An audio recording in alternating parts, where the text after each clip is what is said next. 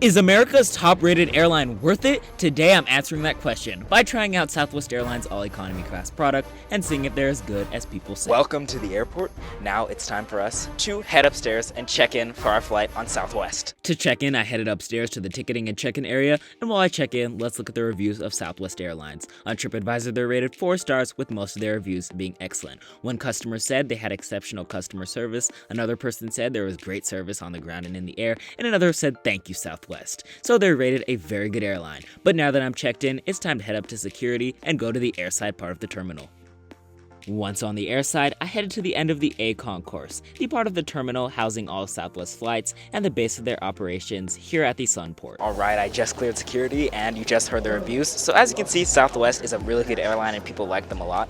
But Southwest is making a gigantic change next year. Next year, they're going to be getting rid of their open seating. And they're famous for the open seating, as you get to sit wherever you like when you board. But they're going to start assigning seats next year. And by 2026, it's going to be completely gone. So they're making a gigantic change. They're also going to be adding power outlets on their planes because most of their planes don't have it, only the newer 737 MAX 8s. But anyway, we're about to board here in a few minutes. A few minutes later, boarding is called and we can get on board our flight to San Diego. You go to San Diego or beyond? Yeah, I'm going with. There's no chip. That one? Right, I am on board the flight. I'm sitting here in 5A, and let's go ahead and do a seat tour of the seat on Southwest Airlines. Starting on the left armrest, you'll find the seat recline button. Moving over to the bottom of the seat back, you'll find the seat back pocket, storing the safety card, in-flight menu, and air sickness bag. Underneath the seat, there's good space to store a personal item, but as you can see, there are no universal power outlets. And halfway up the seat back, there's the tray table, which is a really good size with a cup groove and allows you to get some work done during the flight. Southwest does not offer any personal entertainment screens. The windows on the 737-700 are very big. Up above you'll find the reading lights, personal air vents, and flight attendant call buttons. But soon enough, the boarding door closed, the jet bridge was pulled back from the aircraft, and we were able to begin our pushback and get on our hour-and-a-half flight to San Diego.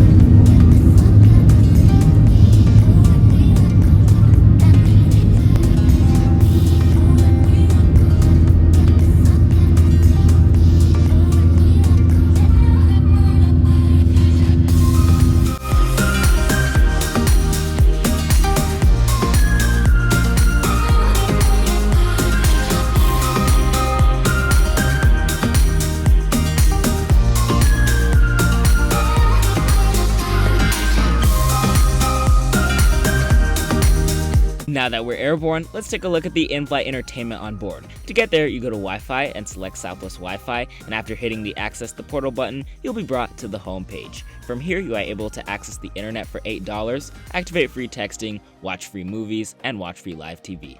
First, let's take a look at the flight map. This flight map is one of the most detailed ones out there. It allows you to zoom in, and it has multiple different views of the aircraft. It also contains information such as ground speed, altitude, and time remaining.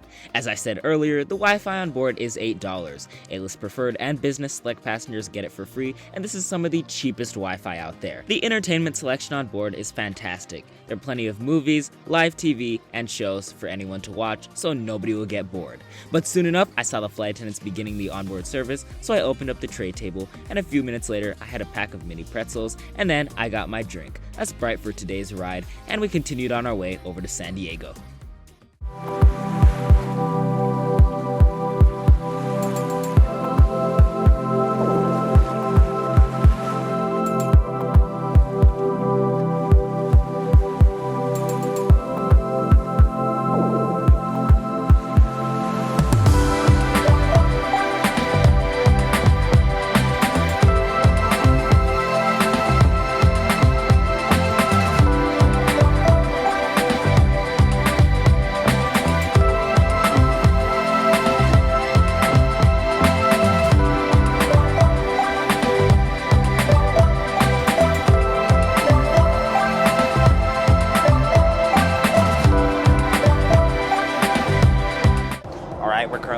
final descent for San Diego. It's been a good flight so far. It's been really smooth. There was a point where it was turbulent for around a minute or two, but it's been smooth so far. The service was good. It's been comfortable, and having the free entertainment, free texting has been really nice. But this flight has been really good on Southwest, and we'll be in San Diego in about 15 minutes.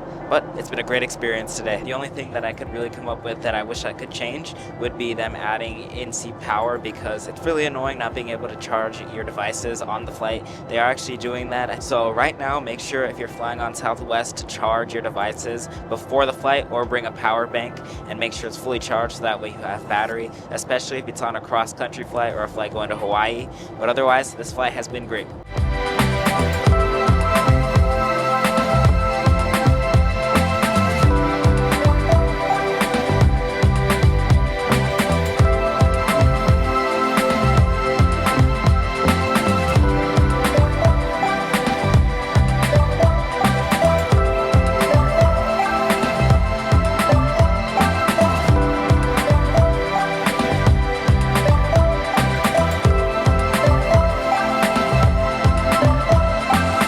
As we're nearing San Diego International Airport, I want to talk about a cool aspect of it. It's actually considered challenging to land at due to its close proximity to downtown, steep approach over the Bankers Hill neighborhood, and limited landing space. This is also why we're sitting on the left side of the airplane, so that way we get an amazing view of downtown as we pass by it, with some of the tops of the buildings being above our altitude. I also want to talk about just how beautiful this approach was today. The haze over the mountains as we move into golden hour made for some incredible photos like this one. This is one of the best approaches I've ever experienced. Absolutely stunning. Pretty soon the landscape changes from mountains to urban, and we begin making our approach to runway 27. We first get views of the San Diego Navy base and the Coronado Bridge. Downtown then begins coming into view, and we begin our amazing final approach. As we get closer, we begin getting the world-famous downtown San Diego view. It's incredible to be this low, as the tallest buildings in the city are taller than our current altitude. You can also see just how steep the approach is as the pilots push the nose down to keep our airplane on the glide path for landing. A few seconds later, the airport appears below us, and we come in for a landing on runway 27.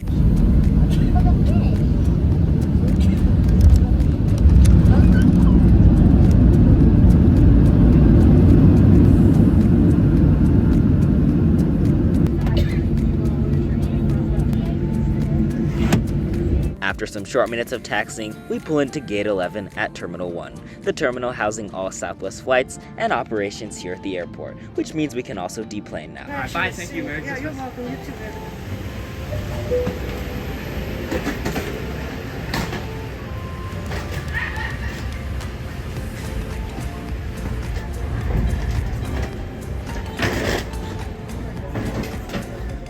With that, that's the experience flying on board Southwest Airlines. So to answer the question, is America's top-rated airline worth it? The answer is absolutely. They are a fantastic option to choose from, and I guarantee you'll have a good experience with them. It'll be interesting to see what happens when they start assigning seats and what changes may come in the future. And now that you've seen what it's like flying on board Southwest Airlines, check out what it's like flying on board American Airlines in both their economy and first-class products. Like and subscribe to see more videos like this, and I'll see you next time.